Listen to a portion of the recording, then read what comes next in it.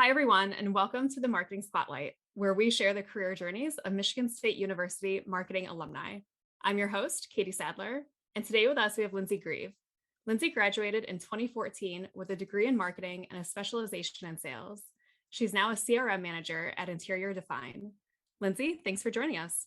Hey, Katie, thanks so much for having me. Excited to be here.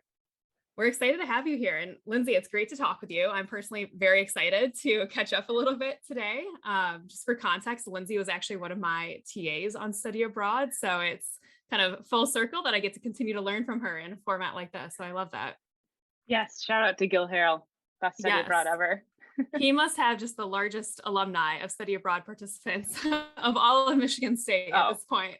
He has to, definitely.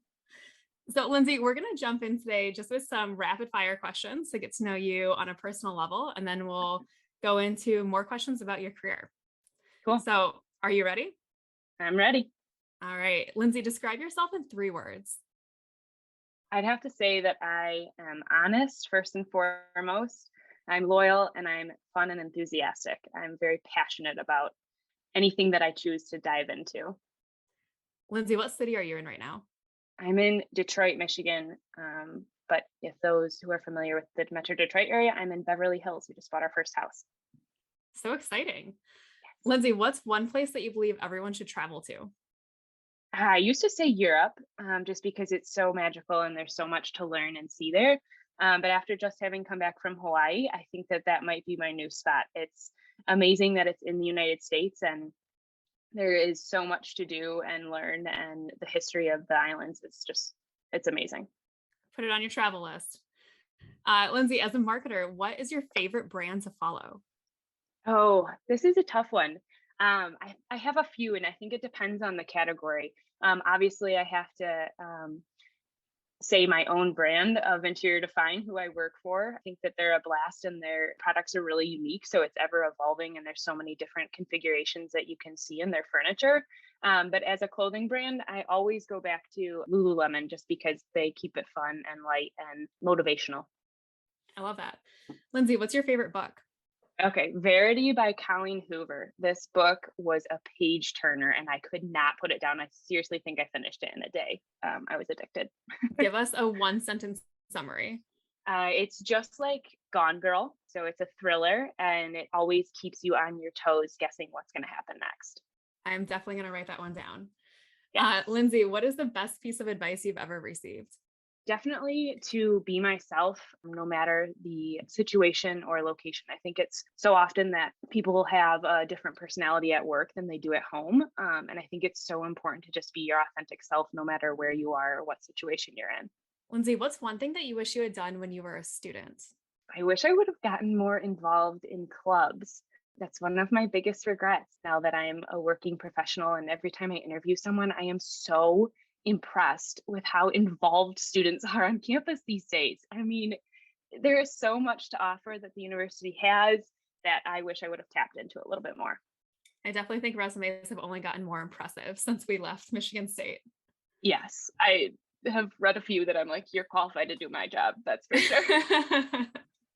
Lindsey, what was your go-to study spot at MSU? Definitely the quiet side of the library. I forget what side it was. Is that the east side? I don't know. I was personally a law library person because I also liked the quiet. Okay, we'll just go with the quiet side of the MSU main library because that's where you could always find me. Love it.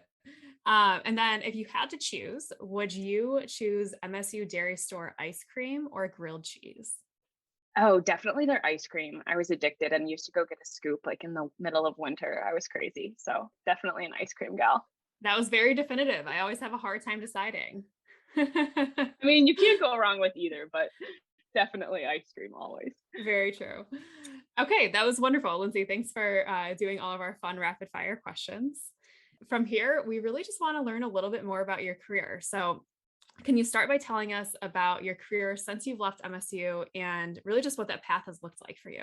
Sure. So I interned with Ford back in 2013. I found the internship through the career fair at Michigan State. And then I joined the company full-time in the summer of 2014 after I graduated from Michigan State. When I joined their Ford Marketing College Graduate Program.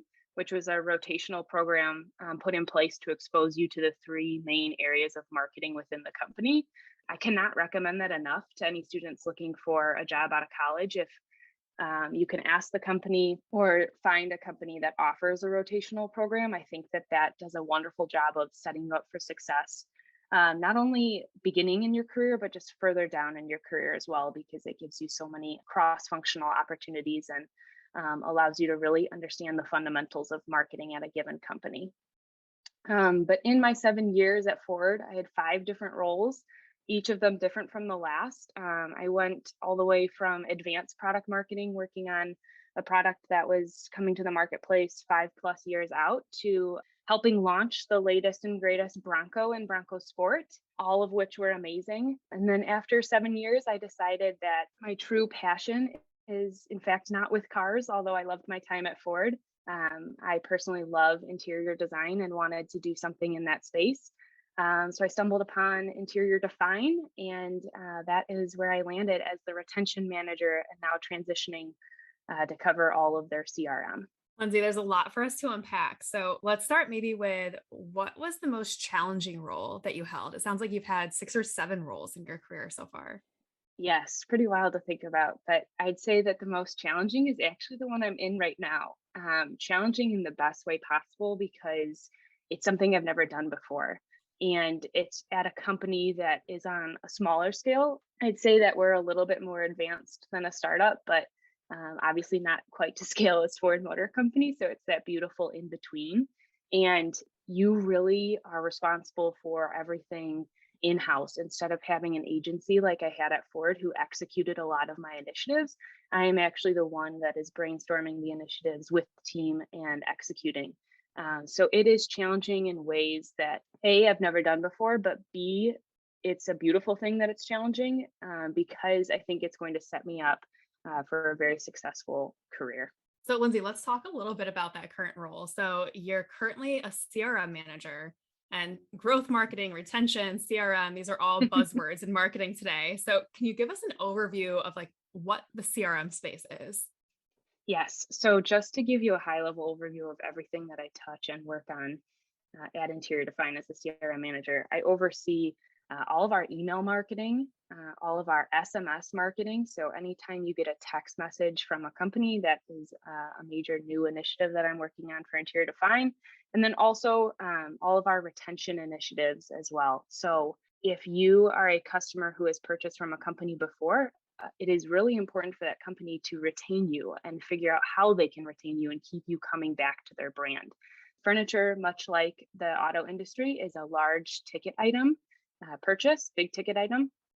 So it's not often that you're coming back to the brand, but how can we make sure that you're happy with your Interior Define piece and coming back to Interior Define for years to come in the future?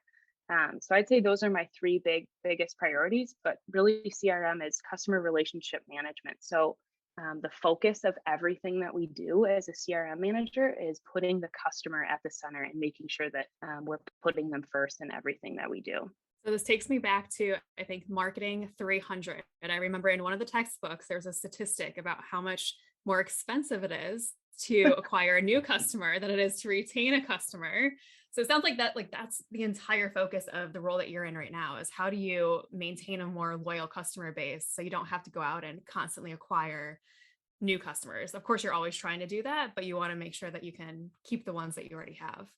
Exactly. Yep. So the importance of retention in terms of a business outlook is that it drives increase in lifetime customer value. It also helps with your word of mouth advertising and advocates for your brand. So naturally, if you're someone who's happy with something you've purchased, you're going to tell your friends and family, right? It also ends up being more affordable to keep customers coming back to a brand than obtaining new customers. And it can make up a substantial amount of your business as well if done properly. So you highlighted a few of the different tactics that you use in your role for retention marketing. What would you say are some of the main hurdles that companies have when we think about retention today? I'd say some of the main hurdles are a lot of times I think people tend to go directly to, okay, retention, I need to keep customers coming back to my brand. Well, that means loyalty. Okay, well, that turns into a loyalty program. But in turn, I think that it all comes down to the deeper fundamentals of retaining customers. It really comes down to customer service, quality of your product, and what products you're offering. And all three of those need to be focused on the customer and making sure that you're driving what your customer is demanding and listening to your customer.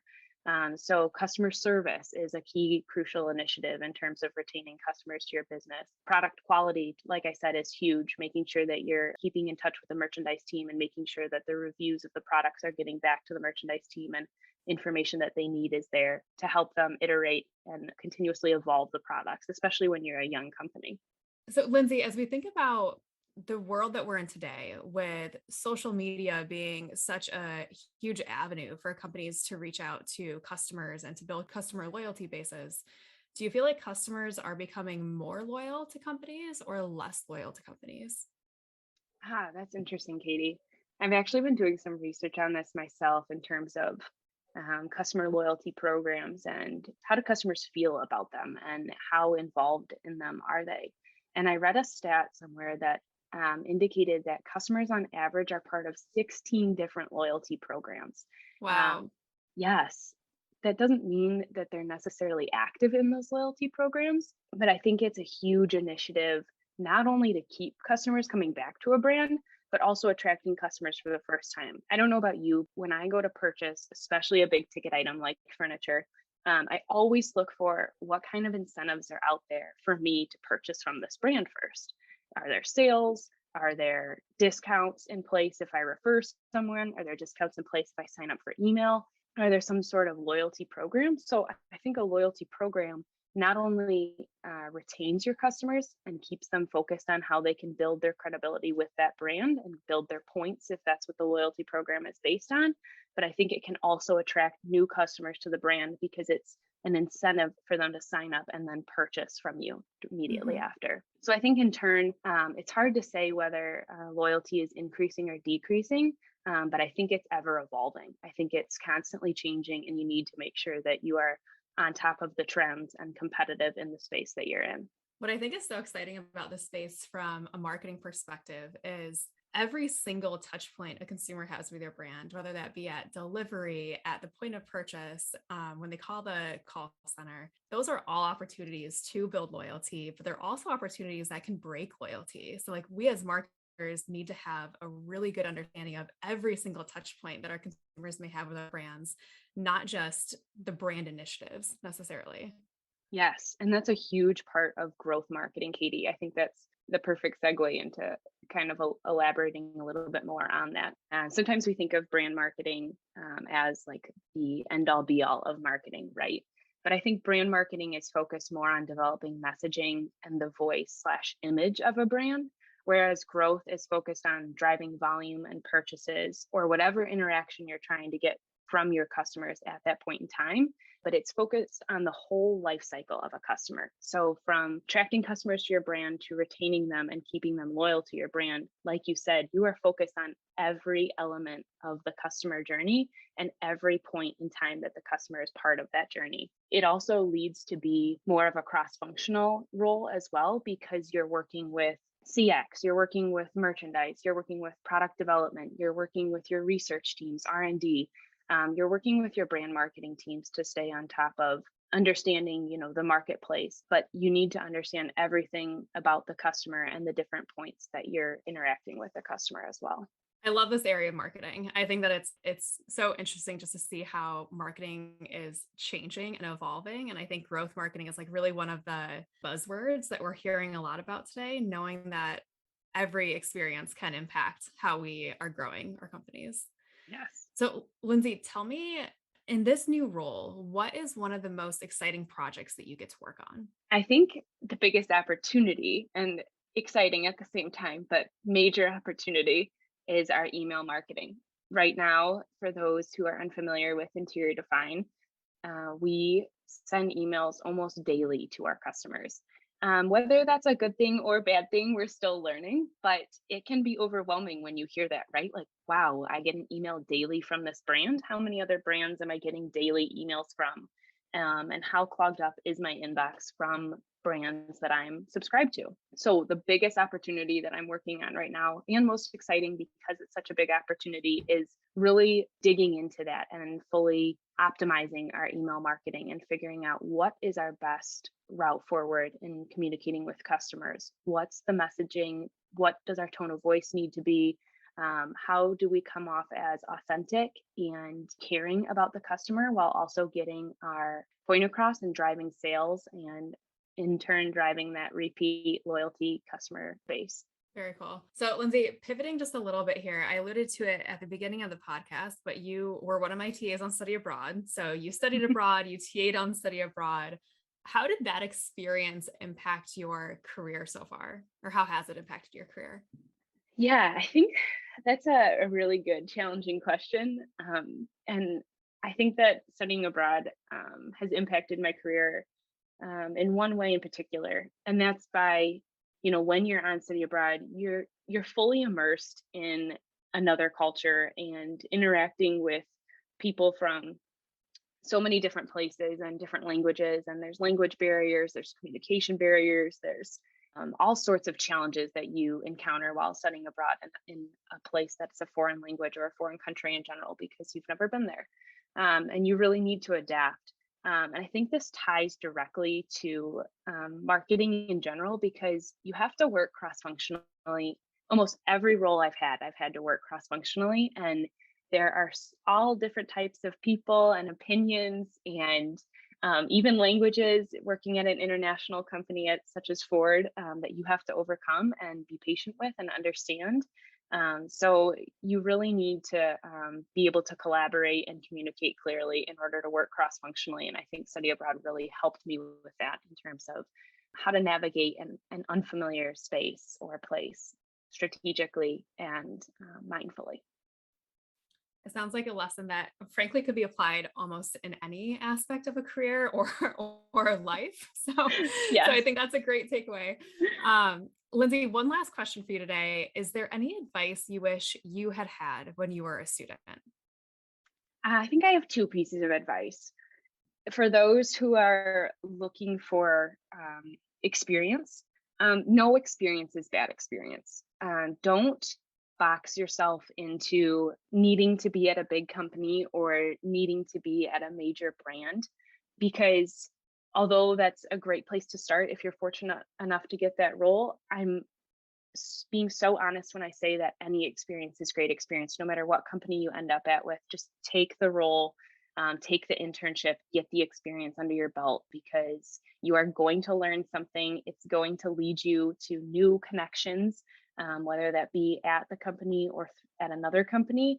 So don't be so selective when picking an internship or even your first role out of college. There's just a lot of learning to be had.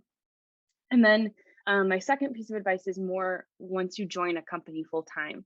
Remember to always be an advocate for yourself. This goes back to always authentically being yourself and showing up as your true self, no matter the situation. But then in turn, once you're at a company and you immerse yourself in the culture, in the company, in the role that you're in, always be an advocate for yourself and make sure that you voice your career goals and what your wants are, because you are in the driver's seat of your own career and you get to make the decisions. Well, Lindsey, thank you so much for joining us today. This was wonderful. And I love learning a little bit more about growth and retention in the entire CRM space. Yes, thank you so much for having me. This was a blast. Hopefully someone can learn something new and choose to follow Interior Define. Absolutely. I'm sure our audience learns a lot of new things today, if nothing else, the definition of CRM. So thank you everybody for joining us today. If you're interested in connecting with Lindsey, you can find her on LinkedIn. Make sure you also check out the other episodes of the Marketing Spotlight. You can find us on Spotify, Apple Podcasts, Google, YouTube, and almost anywhere else that you can listen to podcasts. We'll see you next time.